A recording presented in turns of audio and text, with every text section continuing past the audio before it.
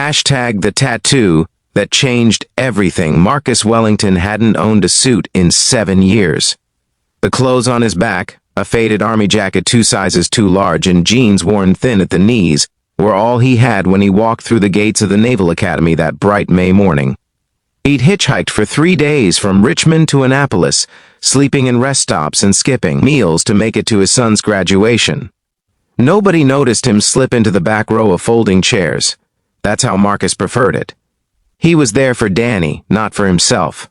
Just to see his boy one time in that crisp white uniform, to watch him become an officer. Then he'd disappear back into the shadows where men like him belonged. The ceremony began with all its pageantry, the color guard, the national anthem, the speeches from dignitaries Marcus didn't recognize. He kept his eyes fixed on the rows of graduates, searching for Danny's face. There. 4th row, 7th from the left. His son had his mother's eyes, bright and determined. Marcus felt his chest tighten. He didn't belong here among the proud parents in their pressed clothes, carrying bouquets and cameras.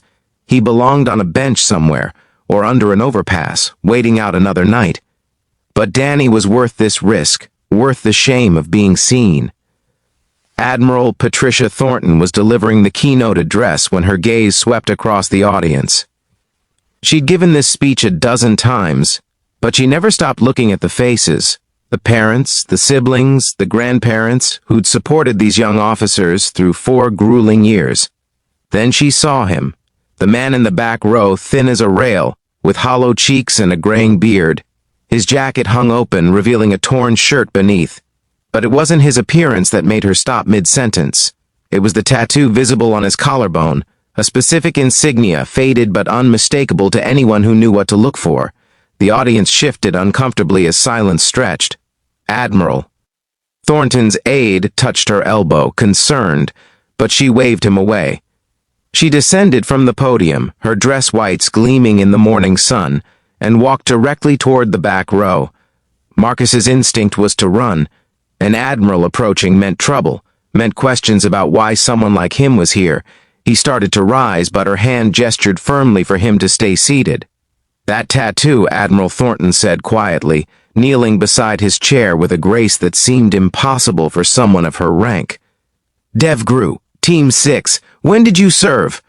Marcus's throat went dry. He hadn't spoken about his service in years. 2007 to 2011, ma'am. 3 deployments. The Admiral's eyes were sharp, assessing. Operation Neptune Spear? He nodded once, barely perceptible.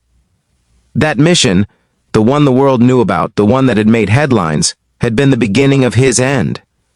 The things he'd seen, the things he'd done for his country, had followed him home and never let go. Admiral Thornton stood and turned to face the assembly. Her voice carried across the yard, clear and commanding. Ladies and gentlemen, we have among us today a true American hero.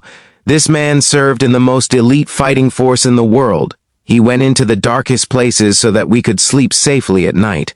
Marcus wanted to sink into the ground. Every head had turned toward him.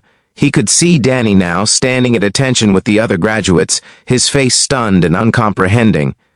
And like too many of our warriors, the Admiral continued, her voice thick with emotion, he came home to fight a different kind of battle, one we as a nation have failed him in. Today that changes. She extended her hand to Marcus.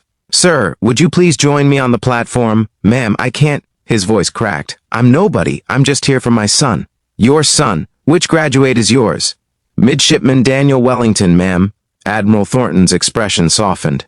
Then you need to be up there when he receives his commission. A son should see his father proud and honored, not hidden in the back row. With the whole Naval Academy watching, Marcus Wellington walked to the front. His legs shook with each step, but the Admiral's hand on his elbow kept him steady. When they reached the platform, she called for Danny to come forward. Father and son stood face to face for the first time in 4 years. Danny's eyes brimmed with tears. Dad, I looked for you everywhere. I sent letters. I got them, Marcus whispered. Every single one. Admiral Thornton's voice rang out again. Midshipman Wellington, your father's sacrifice, both his service and the battles he's fought since, have earned him the right to administer your oath of office today. What happened next moved the entire assembly to tears.